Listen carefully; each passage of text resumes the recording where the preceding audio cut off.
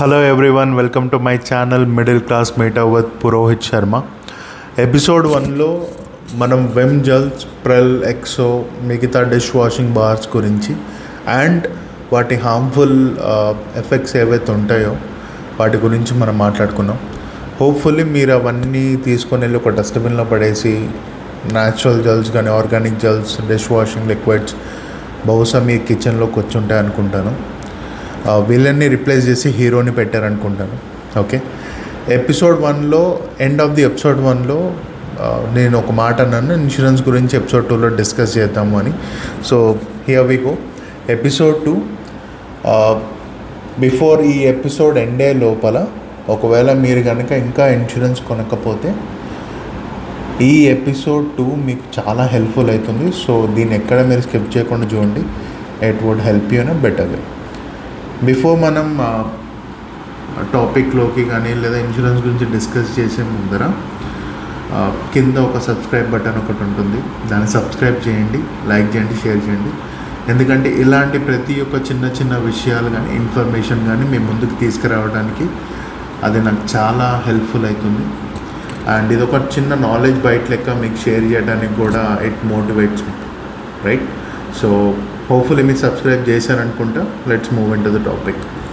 Insurance నిజంగా ఇది అవసరమా అంటే అవసరమే. మీరు మూవీకి ఒకవేళ ఒక ఎగ్జాంపుల్ చెప్తాను. మూవీ అని స్టార్ట్ చేశారు కాబట్టి మూవీకి మీరు నాకు తెలిసి థియేటర్లకి చాలామంది చాలాసార్లు వెళ్ళి ఉంటారు. మీరు కూడా బహుశా థియేటర్స్కి వెళ్ళినప్పుడు ఒక అడ్వర్టైజ్మెంట్ వస్తుంది, నేను మా అమ్మ 2 గాజులు అమ్ముకున్నాను టొబాకో బీడీ జర్దా వాడటం వల్ల అని చెప్పి. బహుశా తను ఒకవేళ ఇన్సూరెన్స్ ఉండుంటే ఆ 2 గాజులు అమ్ముకోవాల్సిన అవసరం వచ్చేది కాదు, రైట్? మీకు కూడా డౌట్ వచ్చి ఉండాలి. ఒకవేళ మీరు కనుక ఆ పొజిషన్లో ఉండొద్దు అనుకుంటే, ఇంకా మీరు ఒకవేళ కొనకపోయి ఉంటే ఇన్సూరెన్స్ మీ ఫ్యామిలీ కోసం లేదా మీకోసం కానీ దయచేసి ఇంకా టైం ఉంది, ఇన్సూరెన్స్ కొనండి.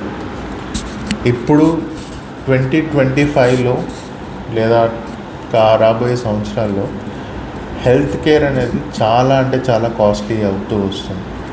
మీరు కోవిడ్ తర్వాత గమనిస్తే సడన్గా స్పైక్ ఎక్కువైంది హెల్త్ కేర్ ఇండస్ట్రీలో. కాస్ట్ కూడా పెరుగుతున్నాయి. డైలీ ఎసెన్షియల్స్ కావచ్చు, ఏవైనా కావచ్చు, అవి కాస్ట్ అనేవి పెరుగుతున్నాయి. అలానే హెల్త్ కేర్ కూడా చాలా కాస్ట్లీయర్ అవుతుంది. అవన్నీ మీరు ఇబ్బంది పడద్దు అంటే దయచేసి హెల్త్ ఇన్సూరెన్స్ కొనండి. ఎందుకంటే మీరు పెట్టే ప్రతి రూపాయికి ఆ విలువ ఉండాలి కాబట్టి నేను మళ్ళీ చెప్తున్నాను. అందుకే నీ ఛానల్ కూడా ఉంది. మీరు కష్టపడిన ప్రతి రూపాయికి ఒక విలువ ఉండాలి కాబట్టే నేను చెప్పేది. ఓకే, హెల్త్ ఇన్సూరెన్స్ ఎందుకు, ఎక్కడ, దాంట్లో డిఫరెన్సెస్ ఏంటి, ఏమేమి చూడాలి కొనేటప్పుడు, ఇవన్నీ మనం డిస్కస్ చేద్దాం. సో హెల్త్ ఇన్సూరెన్స్లో టైప్స్ ఏంటి? ఇండివిజువల్ ప్లాన్ అనేది ఒకటి ఉంటుంది, ఫ్యామిలీ ప్లాన్ అనేది ఒకటి ఉంటుంది, సీనియర్ సిటిజన్ అంటే మీ ఇంట్లో ఏజ్ ఎక్కువ ఉన్న వాళ్ళంటే మీ అమ్మ నాన్నగారు వాళ్ళు కావచ్చు, మిగతా ఎవరైనా కావచ్చు, ఏజ్ ఎక్కువ ఉన్న వాళ్ళ గురించి అది senior citizen plan. Critical illness plan అనేది ఉంటుంది.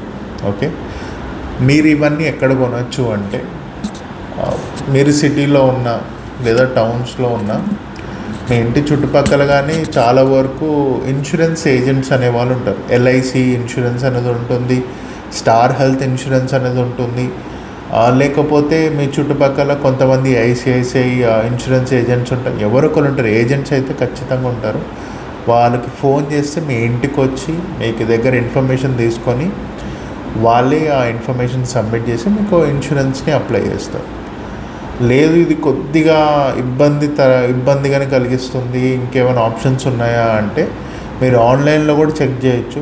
పాలసీ బజార్ కావచ్చు, కవర్ ఫాక్స్ కావచ్చు, ఏకో కావచ్చు, లేకపోతే HDFC Ergo, ICICI Prudential life, ఇలాంటివి కొన్ని ఇన్సూరెన్స్ కంపెనీస్ ఉన్నాయి.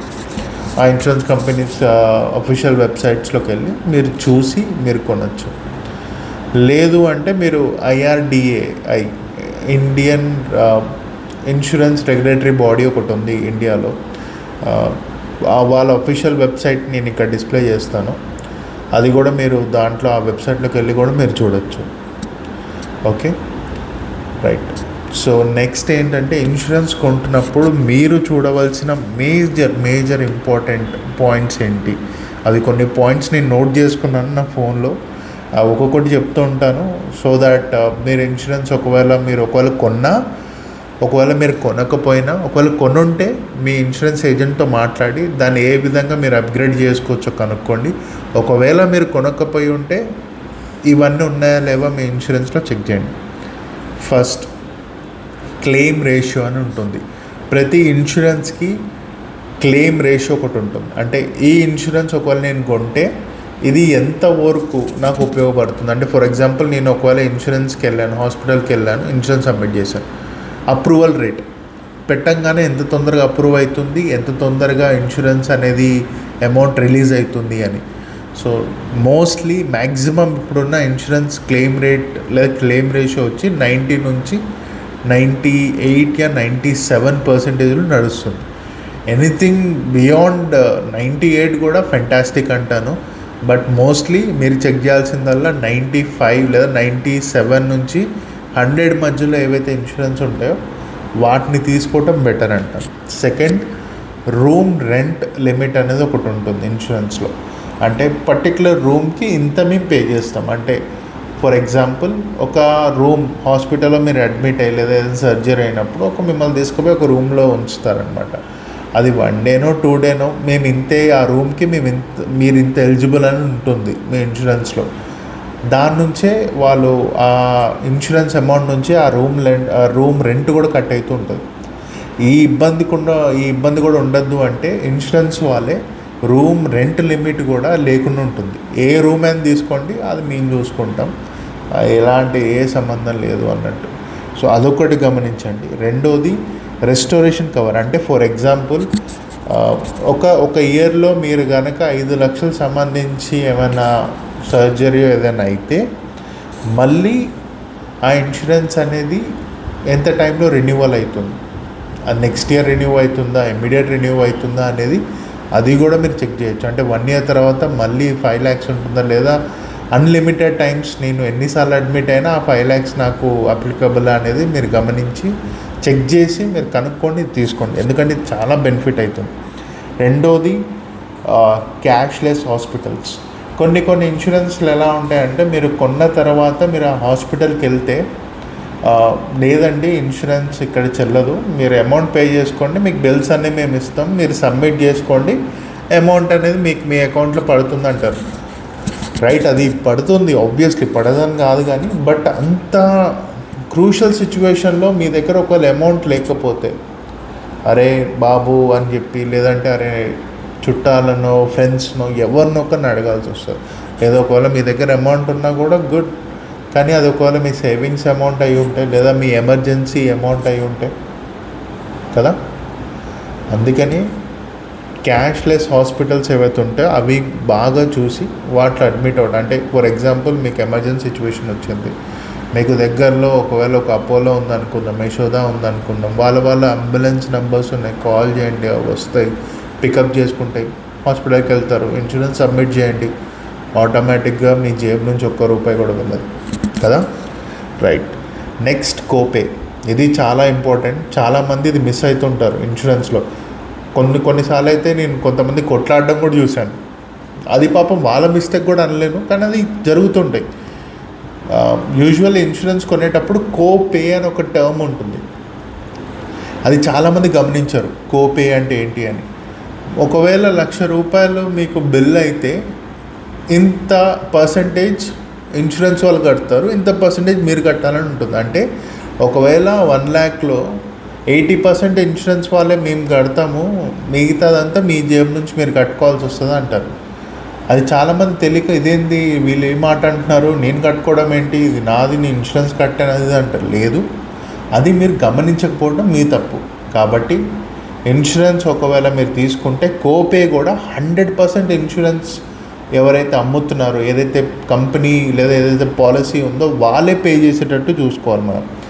ప్రీ హాస్పిటలైజేషన్ అంటారు ఒకటి. అంటే ఏంటంటే మీకు హాస్పిటల్ అడ్మిట్ అయ్యే ముందర డయాగ్నోస్టిక్స్ కానీ టెస్ట్ కానీ ఏవైతే ఉంటాయో అది కూడా కవర్ అయ్యేటట్టు, అంటే 60 to 30 days ఉంటుంది దాని టైం ఫ్రేమ్, అది కూడా కవర్ అయ్యేటట్టు ఉండాలి మీ ఇన్సూరెన్స్లో. దాని తర్వాత పోస్ట్ హాస్పిటలైజేషన్ అనేది ఉంటుంది. అంటే హాస్పిటల్ నుంచి మీరు డిశ్చార్జ్ అయిన తర్వాత అక్కడ ఏమైనా ట్రీట్మెంట్ కానీ లేకపోతే మెడిసిన్ సేమ్ ఇదే టెస్ట్లు కానీ అవుతుంటాయో అవన్నీ దీంట్లో కవర్ అవుతాయి.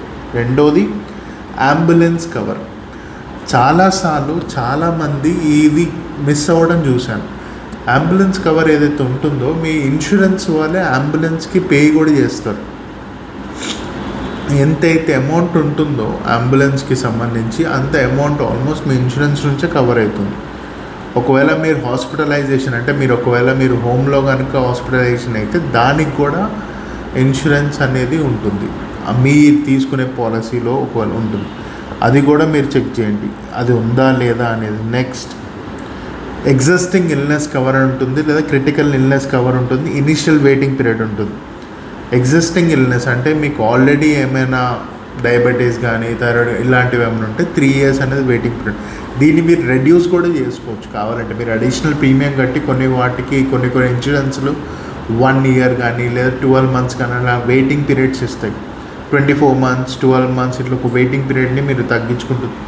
ఆల్మోస్ట్ 48 months నుంచి మీరు తగ్గించుకోవచ్చు చాలా వరకు. సో అలాంటిది కూడా ఆప్షన్ ఉంటుంది. రెండోది ఇనీషియల్ వెయిటింగ్ పీరియడ్ అనేది ఉంటుంది. అంటే మీరు పాలసీ కట్టంగానే సడన్గా మీరు నాకు చిన్న దెబ్బ తాకిందని హాస్పిటల్కి వెళ్తే వాళ్ళు ఏం చేయలేరు. పోస్ట్ 30 days తర్వాత మీ ఇన్సూరెన్స్ అనేది కవర్ అవుతుంది. దాంట్లో కూడా కొన్ని ఎగ్జంప్షన్స్ ఉంటాయి. అవి ఏంటో మీకు స్పెసిఫిక్గా నేను ఇక్కడ డిస్క్రిప్షన్లో ఇస్తాను, మీరు చూడొచ్చు. లేదు అంటే మీరు ఆ పాలసీ మీరు చెక్ చేసేటప్పుడు తెలిసిపోతుంది. నెక్స్ట్ ఆల్టర్నేటివ్ మెడిసిన్స్ లైక్ ఆయుష్ కానీ ఆయుర్వేదిక్ మెడిసిన్ కానీ అది కూడా కవర్ అవుతుంది. ఈ మధ్యన చాలా వరకు మనం ఆయుర్వేదిక్ వెళ్తున్నాం, అది కూడా కవర్ ఉందో లేదో చూడండి. కన్జ్యూమబుల్స్ కవరేజెస్ ఇది చాలా ఇంపార్టెంట్. ఫర్ ఎగ్జాంపుల్ కన్జ్యూమబుల్స్లో చాలా వరకు మన ఎక్విప్మెంట్స్ కావచ్చు, గ్లౌజెస్ కావచ్చు, సిరింజెస్ కావచ్చు, ఇలాంటివి ఏవైతే ఉంటాయో ఇవన్నీ కన్జ్యూమబుల్స్ కింద వస్తాయి. ఇది మనకు తెలీదు, ఇది ఒక తెలియని ఖర్చు అన్నమాట. తెలియకుండానే మన పాకెట్ నుంచి వెళ్ళిపోతుంది. ఎందుకంటే ఇది లేకపోవడం వల్ల మీరు డిశ్చార్జ్ అయ్యే టైంకి సడన్గా హాస్పిటల్లో మీ ముందర ఒక బిల్లు పెడతాడు, సార్ మీరు ఇంకా పే చేయలేదు, మీరు పే చేయాలని చెప్పి. ఇది ఏంటని మీరు చూస్తే అదేంటి నా ఇన్సూరెన్స్ కవర్ అవ్వాలి కదా అంటే ఇది లేకపోవటం వల్ల మీరు పే చేయాల్సి వస్తుంది, రైట్? సో అందుకనే కన్జ్యూమబుల్స్ కూడా మీ దాంట్లో ఉండేటట్టు చూసుకోండి. కొన్ని పాలసీస్ అయితే మెటర్నిటీ కవర్ కూడా ఇస్తుంది. మెటర్నిటీ కవర్ ఉందో లేదో కూడా చూసుకోండి. కొన్ని షాకింగ్ ఫ్యాక్ట్స్ గురించి మాట్లాడదాం. ఓకే, ఎప్పుడైతే ఇన్సూరెన్స్లో ఏమేమి చూడాలని చెప్పాను, కొన్ని షాకింగ్ ఫ్యాక్ట్స్ గురించి కూడా చెప్తాను. 3 crore పాలసీస్ అనేవి అంటే 3 కోట్ల పాలసీస్ లాస్ట్ ఇయర్ సెల్ అయినాయి. దాంట్లో 70 లక్షలు క్లెయిమ్స్ వస్తే ఒక సంవత్సరంలో 70 లక్షల క్లెయిమ్లు సెటిల్ అయినాయి. ఇమాజిన్ చేయండి 70 లక్షల క్లెయిములు అంటే ఒక్కొక్క క్లెయిమ్కి ఎంత వాల్యూ ఉండొచ్చో, ఎన్ని క్రోర్స్ ఉండొచ్చో, ఇది ఇమాజిన్ చేస్తేనే చాలా పెద్ద అమౌంట్. బట్ ఇంకొక ఫ్యాక్ట్ చెప్పనా, దాంట్లో 50 కోట్లు ఇండియన్స్ ఎవరైతే ఉన్నారో ఇంకా ఇన్సూరెన్సే లేదు. క్వశ్చన్ ఏంటంటే ఇప్పుడు మీకుందా లేదా అనేది. ఒకవేళ లేకపోతే దయచేసి వీడియో అయిపోయే లోపల కొన్ని ఆ వెబ్సైట్స్ ఏవైతే చెప్పానో మళ్ళీ డిస్క్రిప్షన్లో పెడతాను, ఖచ్చితంగా తీసుకోండి. ఓకే, ఒకవేళ ఇదంతా బాగుంది, ఇదంతా బాగానే జరుగుతుంది, స్మూత్ ట్రాన్సాక్షన్స్ అవుతున్నాయి, మా ఇన్సూరెన్స్ ఒకవేళ డినై చేస్తే, అంటే మేము క్యాష్లెస్ హాస్పిటల్స్కి వెళ్ళాం, ఇన్సూరెన్స్ ఎక్కడైతే ఆ హాస్పిటల్లో ఈ ఇన్సూరెన్స్ యాక్సెప్ట్ చేస్తారో ఆ హాస్పిటల్కి వెళ్ళిన తర్వాత కూడా మాకు హాస్పిటల్ వాళ్ళు మమ్మల్ని ఇన్సూరెన్స్ వాళ్ళు మమ్మల్ని డినై చేస్తున్నారో లేదా హాస్పిటల్ వాళ్ళు డినై చేస్తున్నారో ఏదైనా కావచ్చు, ఎక్కడైనా సరే ఇలాంటి ప్రాబ్లం వస్తే IRDAI ఇన్సూరెన్స్ రెగ్యులేటరీ బోర్డ్ అనేది మన దగ్గర ఉంది. స్పెసిఫిక్గా ఒకటి ఇన్సూరెన్స్ బోర్డు ఒకటి ఉంది మన దగ్గర. ఇండియాలో కూడా ఇన్సూరెన్స్ని రెగ్యులేటరీ బాడీ ఒకటి ఉంది. వాటికి సంబంధించిన టోల్ ఫ్రీ నంబర్ అది డిస్క్రిప్షన్లో ఇస్తాను, లేదు అంటే ఒకసారి చెప్తాను, నోట్ చేసుకోండి. 155-255 లేదా 1800-425-4733. మళ్ళీ చెప్తున్నాను, 155-255 లేదా 1800-425-4733 లేదా వెబ్సైట్లోకి వెళ్ళి మీరు పర్టికులర్ కంప్లైంట్ లేదా ఈ పర్టికులర్ ఇన్సూరెన్స్ మీద మీరు అంటే కంప్లైంట్ చేయొచ్చు, విచ్ ఇస్ policyholder.government.in, policyholder.gov.in. ఇది డిస్క్రిప్షన్లో కూడా ఇస్తాను. అలానే మనకి కొన్ని సెంట్రల్ గవర్నమెంట్ తరపున ఉన్నాయి, విచ్ ఇస్ ఆయుష్మాన్ భారత్. అది ఫర్ ఎగ్జాంపుల్ ఆయుష్మాన్ భారత్ ఎవరెవరికి అప్లికబుల్ అంటే, ఒకవేళ మీ సంవత్సరం అంటే మొత్తం సంవత్సరంలో మీ ఇన్కమ్ ఏదైతే ఉందో 1,00,000 కన్నా తక్కువ ఉంటే, లేదా 2 కానీ 3 లక్షల కన్నా తక్కువ ఉంటే, అంటే నెలకి మీరు 10,000 5,000 అట్లా మీకు వస్తూ ఉంటే, ఆ పర్టిక్యులర్ వాటికి ఆయుష్మాన్ భారత్ అనేది అప్లికబుల్. ఆరోగ్యశ్రీ మన తెలంగాణ ఏపీలో ఉంది. ఈఎస్ఐ నాకు తెలిసి ఇది చాలామంది గవర్నమెంట్ ఎంప్లాయీస్కి కానీ చాలామంది ఎంప్లాయీస్కి తెలిసి ఉంటుంది. స్టేట్కి సంబంధించిన ఇన్సూరెన్స్, వాటి స్టేట్కి సంబంధించిన ఇన్సూరెన్స్ ఉన్నాయి. ఇవన్నీ మీకు తెలుసుకోవాలంటే ప్రైమరీ హెల్త్ కేర్ సెంటర్స్ కొన్ని ఉంటాయి.